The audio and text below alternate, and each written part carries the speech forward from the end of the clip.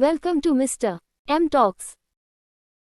ಈ ಚಾನಲ್ ಷೇರು ಮಾರುಕಟ್ಟೆ ಮಾಹಿತಿಯನ್ನು ಪ್ರತಿದಿನ ನವೀಕರಿಸುತ್ತದೆ. Earnings per share. ಪ್ರತಿ ಷೇರಿಗೆ ಗಳಿಕೆಗಳು ಇಪಿಎಸ್ ಒಂದು ಮೂಲಭೂತ ಹಣಕಾಸು ಮೆಟ್ರಿಕ್ ಆಗಿದ್ದು, ಪ್ರತಿ ಷೇರಿನ ಆಧಾರದ ಮೇಲೆ ಕಂಪನಿಯ ಲಾಭದಾಯಕತೆಯನ್ನು ಮೌಲ್ಯಮಾಪನ ಮಾಡಲು ಸ್ಟಾಕ್ ಮಾರುಕಟ್ಟೆಯಲ್ಲಿ ವ್ಯಾಪಕವಾಗಿ ಬಳಸಲಾಗುತ್ತದೆ. ಈ ಅಳತೆಯು ಹೂಡಿಕೆದಾರರು ಮತ್ತು ವಿಶ್ಲೇಷಕರಿಗೆ ಸಂಸ್ಥೆಯ ಆರ್ಥಿಕ ಕಾರ್ಯಕ್ಷಮತೆಯನ್ನು ನಿರ್ಣಯಿಸಲು ಸಹಕಾರಿಯಾಗಿದೆ ಮತ್ತು ಕಂಪನಿಯ ನಿವ್ವಳ ಗಳಿಕೆಯನ್ನು ಒಟ್ಟು ಬಾಕಿ ಉಳಿದಿರುವ ಷೇರುಗಳ ಸಂಖ್ಯೆಯಿಂದ ಭಾಗಿಸುವ ಮೂಲಕ ಲೆಕ್ಕಹಾಕಲಾಗುತ್ತದೆ. ಇಪಿಎಸ್ನ ಸಮಗ್ರ ಪರಿಶೋಧನೆಯನ್ನು ಪರಿಶೀಲಿಸೋಣ. ವ್ಯಾಖ್ಯಾನ ಮತ್ತು ಫಾರ್ಮುಲಾ. ಇಪಿಎಸ್ ಎನ್ನುವುದು ಹಣಕಾಸಿನ ಅನುಪಾತವಾಗಿದ್ದು, ಸಾಮಾನ್ಯ ಸ್ಟಾಕ್ನ ಪ್ರತಿ ಬಾಕಿ ಇರುವ ಷೇರುಗಳಿಗೆ ಕಂಪನಿಯ ಲಾಭದ ಭಾಗವನ್ನು ಬಹಿರಂಗಪಡಿಸುತ್ತದೆ. ಇಪಿಎಸ್ ಅನ್ನು ಲೆಕ್ಕಾಚಾರ ಮಾಡುವ ಸೂತ್ರವು ಸರಳವಾಗಿದೆ. ಇಪಿಎಸ್ ಸಮ ನಿವ್ವಳ ಗಳಿಕೆಗಳು ಬಾಕಿ ಇರುವ ಷೇರುಗಳ ಸಂಖ್ಯೆ. ಇಪಿಎಸ್ ಲೆಕ್ಕಾಚಾರದ ಅಂಶಗಳು. ನಿವ್ವಳ ಗಳಿಕೆಗಳು. ನಿವ್ವಳ ಆದಾಯ ಅಥವಾ ಲಾಭ ಎಂದೂ ಕರೆಯಲ್ಪಡುವ ನಿವ್ವಳ ಗಳಿಕೆಯು ಕಂಪನಿಯ ಒಟ್ಟು ಆದಾಯದಿಂದ ಎಲ್ಲಾ ವೆಚ್ಚಗಳು, ತೆರಿಗೆಗಳು ಮತ್ತು ಬಡ್ಡಿಯನ್ನು ಕಡಿತಗೊಳಿಸಿದ ನಂತರ ಉಳಿದ ಮೊತ್ತವನ್ನು ಪ್ರತಿನಿಧಿಸುತ್ತದೆ. ಇದು ಸಂಸ್ಥೆಯ ಲಾಭದಾಯಕತೆಯ ನಿರ್ಣಾಯಕ ಸೂಚಕವಾಗಿದೆ. ಬಾಕಿ ಉಳಿದಿರುವ ಷೇರುಗಳ ಸಂಖ್ಯೆ. ಬಾಕಿ ಉಳಿದಿರುವ ಷೇರುಗಳ ಸಂಖ್ಯೆಯು ಕಂಪನಿಯು ನೀಡಿದ ಷೇರುಗಳ ಒಟ್ಟು ಪ್ರಮಾಣವಾಗಿದೆ ಮತ್ತು ಸಾಂಸ್ಥಿಕ ಹೂಡಿಕೆದಾರರು ಮತ್ತು ಸಾರ್ವಜನಿಕರನ್ನು ಒಳಗೊಂಡಂತೆ ಷೇರುದಾರರು ಹೊಂದಿದ್ದಾರೆ. ಇಪಿಎಸ್ ಲೆಕ್ಕಾಚಾರದಲ್ಲಿ ಈ ಅಂಕಿ ಅಂಶವು ಪ್ರಮುಖ ಛೇದವಾಗಿದೆ. ಉದಾಹರಣೆ ವಿವರಣೆ.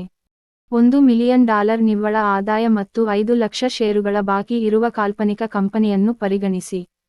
ಇಪಿಎಸ್ ಲೆಕ್ಕಾಚಾರವು ಈ ಕೆಳಗಿನಂತಿರುತ್ತದೆ. $8 equals $1,500,000 equals $2. ಈ ಸನ್ನಿವೇಶದಲ್ಲಿ ಪ್ರತಿ ಷೇರಿಗೆ ಗಳಿಕೆಯು $2 ಆಗಿದೆ. ಸರಾಸರಿಯಾಗಿ ಕಂಪನಿಯ ಪ್ರತಿ ಷೇರುಗಳು ಒಟ್ಟಾರೆ ಲಾಭಕ್ಕೆ $2 ಕೊಡುಗೆ ನೀಡುತ್ತವೆ ಎಂದು ಇದು ಸೂಚಿಸುತ್ತದೆ. ಇಪಿಎಸ್ನ ಮಹತ್ವ. ಲಾಭದಾಯಕತೆಯ ಸೂಚಕ. ಇಪಿಎಸ್ ಹೂಡಿಕೆದಾರರಿಗೆ ನಿರ್ಣಾಯಕ ಮೆಟ್ರಿಕ್ ಆಗಿದೆ ಏಕೆಂದರೆ ಇದು ಪ್ರತಿ ಷೇರಿನ ಆಧಾರದ ಮೇಲೆ ಕಂಪನಿಯ ಲಾಭದಾಯಕತೆಯ ಒಳನೋಟಗಳನ್ನು ನೀಡುತ್ತದೆ. ಹೆಚ್ಚಿನ ಇಪಿಎಸ್ ಅನ್ನು ಸಾಮಾನ್ಯವಾಗಿ ಹೆಚ್ಚಿನ ಲಾಭದಾಯಕತೆಯ ಸಂಕೇತವೆಂದು ಅರ್ಥೈಸಲಾಗುತ್ತದೆ. ತುಲನಾತ್ಮಕ ವಿಶ್ಲೇಷಣೆ. ಒಂದೇ ಉದ್ಯಮ ಅಥವಾ ವಲಯದ ವಿವಿಧ ಕಂಪನಿಗಳ ಆರ್ಥಿಕ ಕಾರ್ಯಕ್ಷಮತೆಯನ್ನು ಹೋಲಿಸಲು ಹೂಡಿಕೆದಾರರು ಇಪಿಎಸ್ ಅನ್ನು ಬಳಸುತ್ತಾರೆ.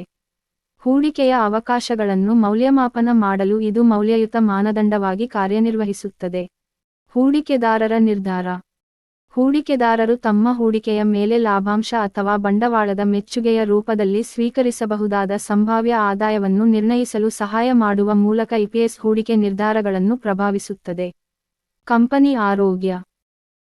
ಕಾಲಾನಂತರದಲ್ಲಿ ಹೆಚ್ಚುತ್ತಿರುವ ಇಪಿಎಸ್ ಆರೋಗ್ಯಕರ ಮತ್ತು ಬೆಳೆಯುತ್ತಿರುವ ಕಂಪನಿಯನ್ನು ಸೂಚಿಸುತ್ತದೆ, ಆದರೆ ಇಪಿಎಸ್ ಇಳಿಮುಖವಾಗುವುದು ಕಂಪನಿಯ ಆರ್ಥಿಕ ಆರೋಗ್ಯದ ಬಗ್ಗೆ ಕಳವಳವನ್ನು ಉಂಟುಮಾಡಬಹುದು. ಪರಿಗಣನೆಗಳು ಮತ್ತು ಮಿತಿಗಳು. ಲೆಕ್ಕಪತ್ರ ವಿಧಾನಗಳು. ವಿಭಿನ್ನ ಲೆಕ್ಕಪತ್ರ ವಿಧಾನಗಳು ಇಪಿಎಸ್ ಲೆಕ್ಕಾಚಾರದ ಮೇಲೆ ಪರಿಣಾಮ ಬೀರಬಹುದು. ಕಂಪನಿಗಳಾದ್ಯಂತ ಇಪಿಎಸ್ ಅನ್ನು ಹೋಲಿಸಿದಾಗ ಹೂಡಿಕೆದಾರರು ಈ ವ್ಯತ್ಯಾಸಗಳ ಬಗ್ಗೆ ತಿಳಿದಿರಬೇಕು. ದುರ್ಬಲಗೊಳಿಸುವಿಕೆ. ಕಂಪನಿಯು ಹೆಚ್ಚುವರಿ ಷೇರುಗಳನ್ನು ನೀಡಿದರೆ, ಇಪಿಎಸ್ ಅನ್ನು ಸಂಭಾವ್ಯವಾಗಿ ಕಡಿಮೆಗೊಳಿಸಿದರೆ ದುರ್ಬಲಗೊಳಿಸುವಿಕೆ ಸಂಭವಿಸಬಹುದು. ಹೂಡಿಕೆದಾರರು ಸಾಮಾನ್ಯವಾಗಿ ಮೂಲಭೂತ ಎಪ್ಸ್ ಪ್ರಸ್ತುತ ಬಾಕಿ ಇರುವ ಷೇರುಗಳನ್ನು ಬಳಸುವುದು ಮತ್ತು ದುರ್ಬಲಗೊಳಿಸಿದ ಎಪ್ಸ್ ಭವಿಷ್ಯದ ಸಂಭಾವ್ಯ ಷೇರುಗಳನ್ನು ಪರಿಗಣಿಸಿ ಎರಡನ್ನೂ ನೋಡುತ್ತಾರೆ. ಉದ್ಯಮದ ವ್ಯತ್ಯಾಸಗಳು.